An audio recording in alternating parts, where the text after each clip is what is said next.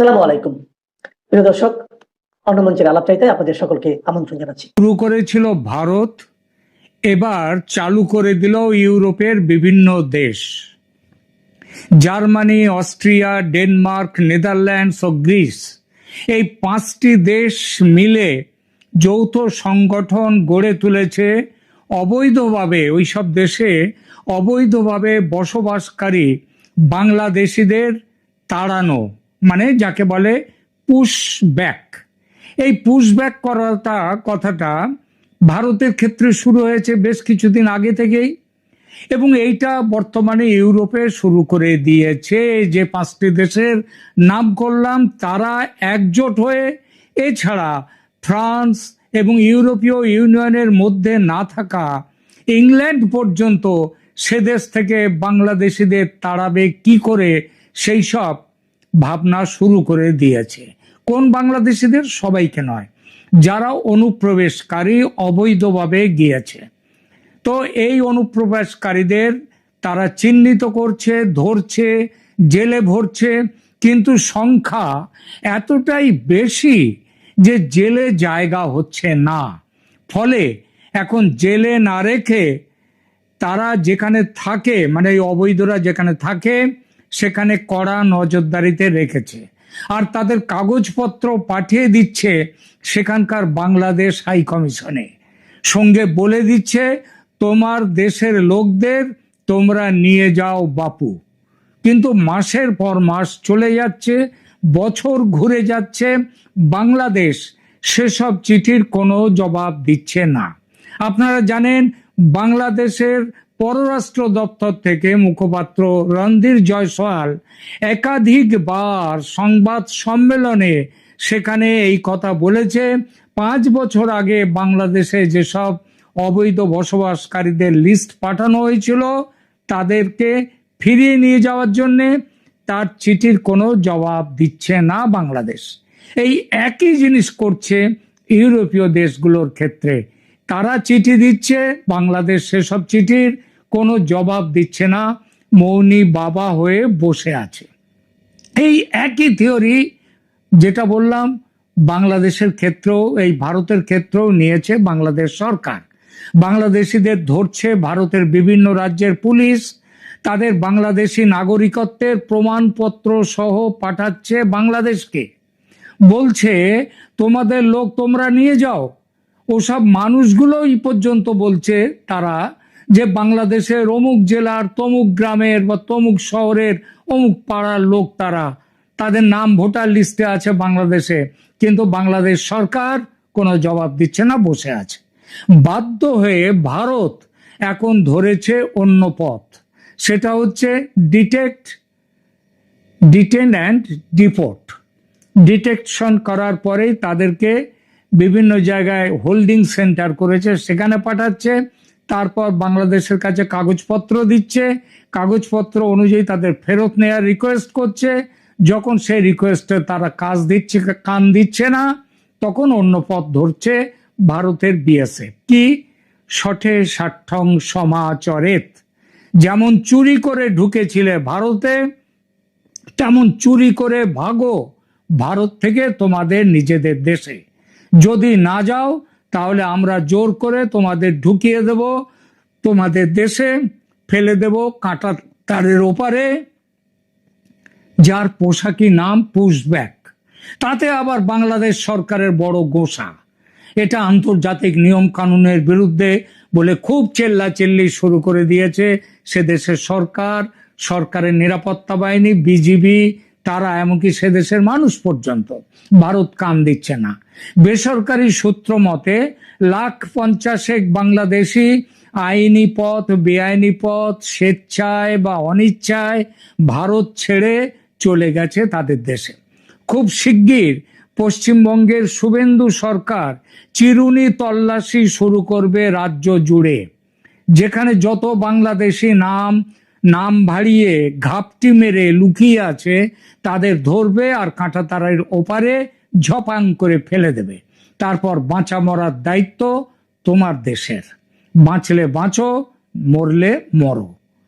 ভারত যেটা করতে পারে সেটা তো আর ইউরোপের দেশগুলো করতে পারে না। কারণ দুই মহাদেশের মধ্যিখানে যে 7 সমুদ্র 13 নদী, তাই ইউরোপ নতুন পথ নিয়েছে, সেটাও পুশব্যাক, তবে একটু অন্য রকমের। কিরকম? সেটা হলো ইউরোপ থেকে ওদের তাড়াও, প্রথমে পাঠাও অন্য দেশে, সেখানে ঘেঁটো তৈরি করে দাও ওদের জন্যে, থাকুক, বাঁচুক আর মরুক, ঘাড় থেকে এখনকার মতো তো নামিয়ে দাও, পরের কথা পরে দেখা যাবে। কিন্তু নামাতে গেলে তো একটা দেশ দরকার। ঘেঁটো তৈরির দায় কোন দেশ নেবে?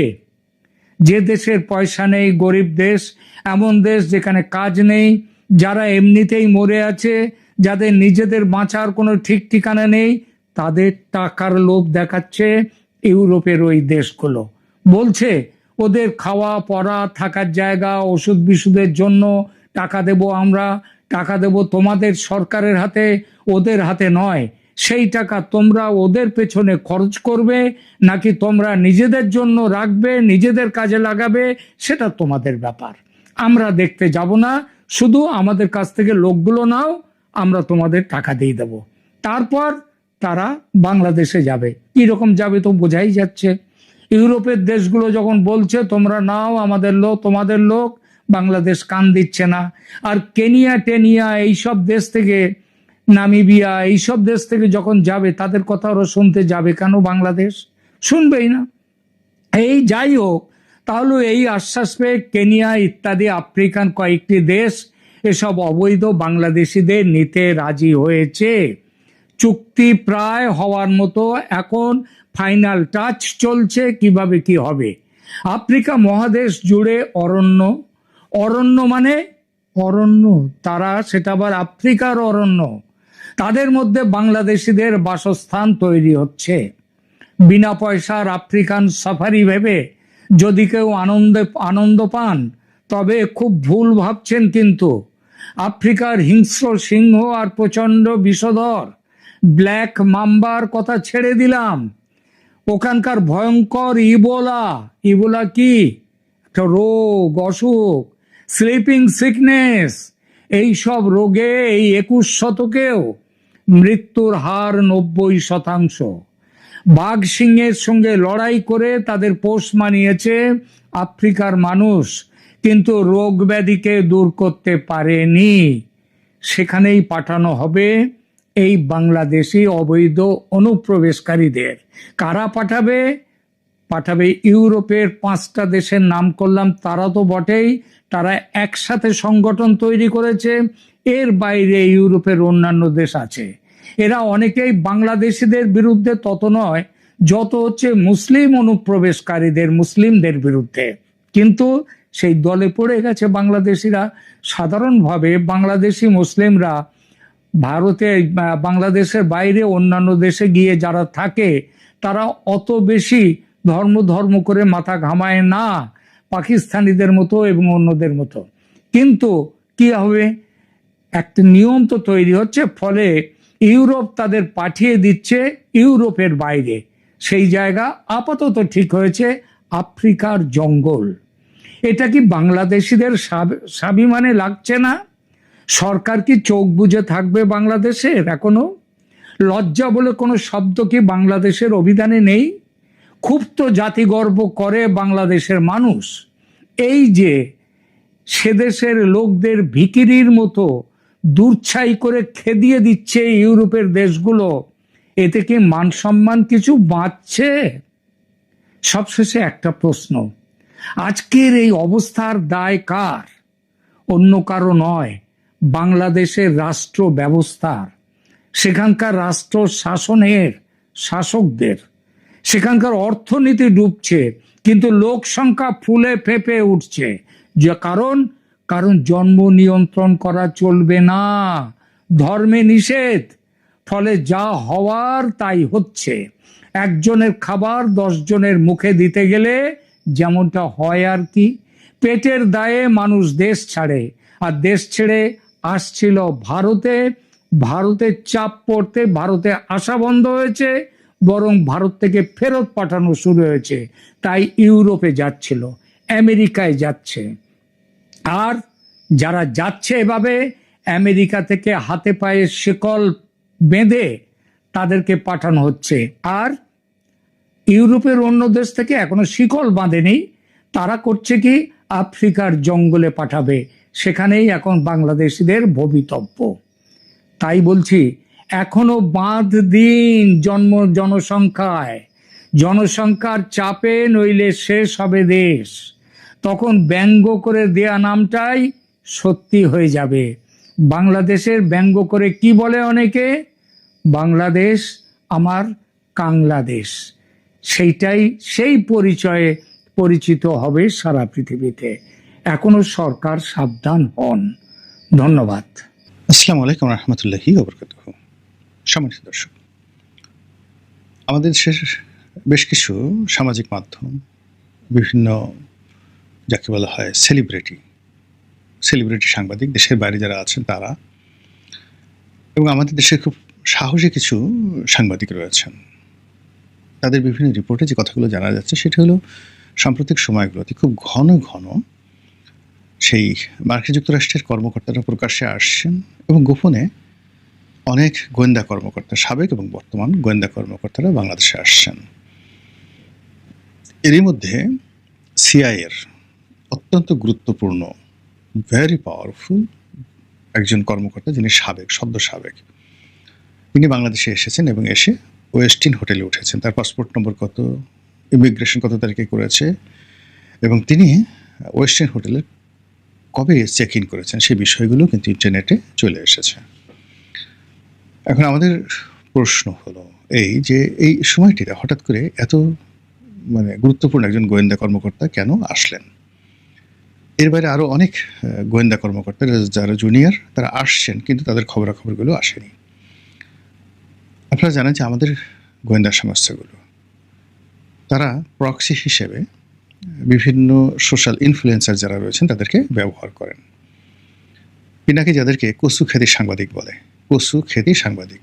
আপনারা জানেন যে ডিজিএফআইয়ের যে অফিস, সেই অফিসটি মিরপুরের যে কচুক্ষেত এলাকা রয়েছে সেই এলাকার সংলগ্ন ক্যান্টনমেন্টের মধ্যে। তো দীর্ঘদিন ধরে আমরা জানি, লক্ষ্য করি যে ডিজিএফআই আমাদের মিডিয়া নিয়ন্ত্রণ করার চেষ্টা করছে। এখন আসলে মিডিয়া বা মূল ধারার যে সংবাদ সেটা অতটা গুরুত্বপূর্ণ হয়ে ওঠে না। সামাজিক মাধ্যমে যখন একটা বিষয় ট্রেন্ডিং হয়ে যায় বা ভাইরাল হয়ে যায়, সেটিকে ধারণ করেই সাধারণত মূল ধারার গণমাধ্যমগুলো এখন কোনো মতে সার্ভাইভ করছে। তাদের যে প্রিন্ট ভার্সন এখন বলতে গেলে মুখ থুবড়ে পড়েছে। যারা 1 লাখ কপি ছাপায়, ধরেন সবচেয়ে বড় পত্রিকা বাংলাদেশে, যারা অনেক কথা বলে যে আমরা ইত্যাদি ইত্যাদি, আমার কাছে মনে হচ্ছে না যে 70-80 হাজার কপির বেশি তারা ছাপায়। তো এরকম পত্রিকা আছে দুটোর মতো যারা 70-80 হাজার কপি ছাপায়, আর বাকি যে পত্রিকাগুলো সেগুলো 10,000, 15,000, বড় জোর 20,000 কপি ছাপায়। এরকম পত্রিকা আছে 4-5টা। তো এই 4-5টি পত্রিকার বাইরে অন্য যেগুলো আছে সেগুলো নামকাওয়াস্তে। কিন্তু পত্রিকাগুলো এই মুহূর্তে তাদের যে যাকে বলা হয় অস্তিত্ব টিকিয়ে রেখেছে ডিজিটাল প্ল্যাটফর্মে। এবং এক্ষেত্রে ধরুন আপনি যদি ভিডিও ধরেন, ভিডিওর ক্ষেত্রে কালের কণ্ঠ এই মুহূর্তে নাম্বার 1। আর যদি ফটো কার্ড ধরেন, সেই ফটো কার্ডের ক্ষেত্রে এই মুহূর্তে বাংলাদেশে নাম্বার 1 ইত্তেফাক।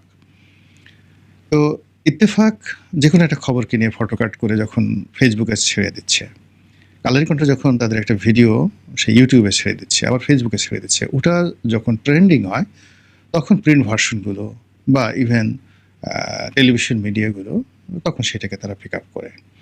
আবার টেলিভিশন মিডিয়াগুলো যেটা হচ্ছে, তারাও কিন্তু একদম 100% এখন ইউটিউব বেস হয়ে গেছে বা ফেসবুক বেস হয়ে গেছে। দেখা গেল যে অন স্ক্রিনে যেখানে একটা ভালো টেলিভিশন টক শো একটা সময় 10 লাখ লোক দেখতেন, 1 মিলিয়ন, যখন একটা ভালো টেলিভিশন, এটা আমি 2010-11 সনের কথা বলছি। তো সেই 10 লাখের যে স্ক্রিন, এখন 1000 লোকও যখন তাদের অনুষ্ঠান লাইভ চলে দেখে কিনা আমার সন্দেহ রয়েছে। টেলিভিশন টক শোয়ের এখন মান নির্ভর করে তাদের গেস্ট, ভালো গেস্ট এবং টপিক, এবং ওই ভালো গেস্ট এবং টপিক যখন ইউটিউবে আসে, ইউটিউবে বা ফেসবুক ওটা কতটা ভাইরাল হয়, এর উপরে আসলে টেলিভিশন টক শোয়ের মান নির্ভর করে। তো সেই ক্ষেত্রে আসলে কোনো টেলিভিশন তাদের একটা সিঙ্গেল অনুষ্ঠান দিয়ে তারা ব্র্যান্ডিং করতে পারছে না যে এই টেলিভিশনের এই অনুষ্ঠানের জন্য লোকজন বসে থাকে। যেমন দেখা গেল একটা টেলিভিশনের উপস্থাপক ভালো আছেন, আজকে গেস্ট ভালো নেই, গেস্ট ভালো আছে তো উপস্থাপক ভালো নেই, তো গেস্ট উপস্থাপক দুজনই ভালো কিন্তু টপিকস ভালো নেই। ফলে টেলিভিশনগুলো বলতে গেলে টক শো বা তাদের যে কোনো অনুষ্ঠানে একটা নির্ধারণ আকালের মধ্যে পড়েছে। এই আকালের এই সময়টিতে সবচেয়ে গুরুত্বপূর্ণ যে ভূমিকা পালন যারা করছে তারা এই সোশ্যাল ইনফ্লুয়েন্সার, যারা ইউটিউব, ফেসবুক, সেখানে বিভিন্ন তথ্য পরিবেশন করছেন, লেখালেখি করছেন, কথাবার্তা বলছেন, এবং সেখানে আপনি কচুক্ষেতি সাংবাদিক বলেন বা পিনাকি বলেন বা অন্য কারো নাম বলেন, সেক্ষেত্রে ঘুরে ফিরে তাদের বক্তব্যগুলো কি মিডিয়া ওন করতে হচ্ছে। এমনি একজন সাংবাদিক যিনি জুলকারনাইন সায়ের, তিনি, তারপরে আরও একজন সাংবাদিক ইদানিংকালে মিস্টার শোয়েব, ব্লিটস পত্রিকার সম্পাদক, যথেষ্ট স্ট্রেট ফরওয়ার্ড ওয়েতে কথাবার্তা বলেন। মঞ্জুর আলম পান্না বলেন, মাসুদ কামাল বলেন, তারপর বক্তাদের মধ্যে অ্যাডভোকেট মহসিন রশিদ খুবই একেবারে চাষা ছোলা কথাবার্তা বলেন। যাই বলেন না কেন ফটাফট সেগুলো ভাইরাল হয়ে যায়। আনিস আলমগীরের কথাও ভাইরাল হয়। কিন্তু এই কথাগুলোর মধ্যে দেখা গেল যে বিভিন্ন একেবারে স্পেসিফিক তথ্য নিয়ে গোপন বিষয়গুলো, কে নিয়োগ লাভ করবে, কে বদলি হবে, মানে ওই যে কচুখ্যাতি সাংবাদিক বা ডিজিএফআইয়ের তথ্য বা অন্য যে কোনো সূত্র থেকে অনুসন্ধানী সাংবাদিক, হোয়াট এভার মেবি, এখানে জুলকারনাইন সায়ের অত্যন্ত গুরুত্বপূর্ণ একটা ভূমিকা পালন করছেন এই মুহূর্তে, যেটা একটা সময় পিনাকি ছিল। অর্থাৎ যাকে বলা হয় ডক্টর মোহাম্মদ ইউনূসের জমানাতে যে কাজটি পিনাকি করতেন, অর্থাৎ পিনাকির কাছে যে তথ্যগুলো যেহেতু সেটার কাউন্টার জুলকারনাইন সায়ের দেওয়ার চেষ্টা করতেন, কিন্তু সেখানে পিনাকি আসলে বেটার পর্যায়ে ছিলেন। আবার এখন যেটা হলো, পিনাকির বাজার কমে গেছে, এখন জুলকারনাইন সায়েরের বাজার ভালো চলছে, যদিও সে পিনাকির মতো কথা বলতে পারে না, কিন্তু সে লিখতে পারে, বাংলা এবং ইংরেজিতে সে লিখতে পারে, এবং তার কাছে যেহেতু তথ্যপত্র থাকে, এগুলো নিয়ে বাংলাদেশের মূলধারার গণমাধ্যম মাতামাতি করে, এবং আমরা যারা দর্শক পাঠক রয়েছে আমরাও কিন্তু এই জিনিসগুলো দেখি জুলকারনাইন সায়ের কী বলেছে। তো সেই জুলকারনাইন সায়ের বা ব্লিটস সম্পাদক সোয়েব সাহেব, তাদের বক্তব্য অনুযায়ী এই যে মার্কিন গোয়েন্দা, সেই গোয়েন্দার আগমন নিয়ে নানা রকম বিচার হচ্ছে, বিশ্লেষণ হচ্ছে। আমাদের দেশে স্বাধীন গণমাধ্যমের কথা বলা হলেও ঠিক মবের ভয়ে ইউনূস জমানাতে স্বাধীন সাংবাদিকতা হয়নি। আর এখন ঠিক আরও ত্রিমাত্রিক প্রশাসনিক ভয়, মবের ভয়, বিএনপি যারা নেতাকর্মী তাদের ভয়, সরকারের দমন পীড়ন থেকে শুরু করে নানা রকম আতঙ্ক এমনভাবে ছড়িয়ে পড়েছে যে বাংলাদেশে বসে ঠিক শেখ হাসিনার জামানাতে যেভাবে তথ্য বলা যেত, এমনকি অনুমান নির্ভর কথাবার্তা বলা যেত, এমনকি গালাগালি করা যেত, সেই জিনিসগুলো এখন একেবারে মানে রিভার্স হয়ে গেছে। তো যাই হোক, এখন এই যে মার্কিন গোয়েন্দারা আসছে, কিংবা ধরুন ভারতের গোয়েন্দারা আসতে পারে, তারপর পাকিস্তানের গোয়েন্দারা আসতে পারে, এগুলো অহরহ হয়, কিন্তু শান্তির সময়টাতে যেভাবে হয়, অশান্তির সময়টাতে এগুলো খুব মারাত্মক আকার ধারণ করে। আমরা বিদেশি গোয়েন্দাদেরকে নিয়ে ভয় পাই বিভিন্ন কারণ, যে আমাদের দেশে অনেকগুলো দুর্ঘটনা ইতিপূর্বে ঘটেছে। বঙ্গবন্ধুর হত্যাকাণ্ড, জিয়াউর রহমান সাহেবের হত্যাকাণ্ড, সত্তার সাহেবের ক্ষমতাচ্যুতি, এরশাদ সাহেবের ক্ষমতাচ্যুতি, এরপরে গণতান্ত্রিক আমল যখন শুরু হলো 1991 থেকে, প্রত্যেকবারই ক্ষমতার পালা বদলে বিদেশি গোয়েন্দা সংস্থা, বিদেশি রাষ্ট্রের খুবই গুরুত্বপূর্ণ ভূমিকা ছিল। তো সেদিক থেকে আমরা আসলে নিজেদের জনগণকে যেভাবে ভয় পাই, সম্মান করি বা তাদের উপর নির্ভর করি, তার চেয়ে বিদেশি রাষ্ট্রদূত, তাদের গোয়েন্দা সংস্থা, বিদেশি রাষ্ট্রের বিভিন্ন সিদ্ধান্ত, সেটাও আমাদেরকে মানতে হয়। তো আমরা শেখ হাসিনার পতনের পরে যে কোনোভাবেই হোক না কেন মার্কিন বলয়ে ঢুকে গিয়েছি। আমাদের ক্ষুদ্র রাষ্ট্র, আমাদের যতটা সম্ভব আমরা মার্কিন যুক্তরাষ্ট্রকে দিয়েছি, এবং দেওয়ার পরে যেভাবে আমরা তাদের সঙ্গে একটি চুক্তির মাধ্যমে নিজেদেরকে নিবেদন করেছি, নিজেদেরকে বিসর্জন দিয়েছি, আমাদের যা কিছু আছে সেগুলো সবই তাদের কদম মোবারকে সমর্পণ করার জন্য 10 পায়ে দাঁড়িয়ে আছি। এরপরে আসলে আর কোনো কিছু থাকে না। কিন্তু যেটি হয়, কর্তৃত্ববাদী এবং সাম্রাজ্যবাদী যে শব্দ দুটো রয়েছে, এই দুটো শব্দ যে সকল দেশ, কাল, ব্যক্তি, সমাজের উপর আবর্তিত হয়, তারা একটি মানুষ এবং তাদের প্রতিপক্ষ, যে মানুষটি তাদের প্রতিপক্ষ, তাদেরকে একেবারে মাটির সঙ্গে মিশিয়ে পশুর পর্যায়ে, এমন পশু যে কখনো গুঁতো দিতে পারে না, মাথা তুলে উঠতে পারে না, করে সারাক্ষণ সে শুয়ে থাকে, হা করে থাকে। তো এইরকম পর্যায়ে না পৌঁছা পর্যন্ত কোনো অবস্থাতেই তাদের মধ্যে স্বস্তি আসে না। এখন আমেরিকার সঙ্গে চুক্তি করা হয়েছে, সব কিছু করা হয়েছে, কিন্তু শর্ত হলো তুমি চীনের কাছে যেতে পারবে না, আমাদের অনুমতি ছাড়া ভারতের কাছে যেতে পারবে না, আমাদের অনুমতি ছাড়া এমনকি ইংল্যান্ড থেকেও তাদের বন্ধু রাষ্ট্র সেখান থেকে সামরিক সরঞ্জামাদি আনতে পারবে না, এই ধরনের কথাবার্তা আমরা শুনছি। তো সেখানে তারেক রহমান সাহেবের চীন ভ্রমণ, তারপরে তিনি খুব চেষ্টা করছেন ভারতের সাথে একটি সম্পর্ক উন্নয়নের জন্য, সেখানে যাওয়ার জন্য, কিন্তু এই কাজগুলো হয়ে উঠছে না।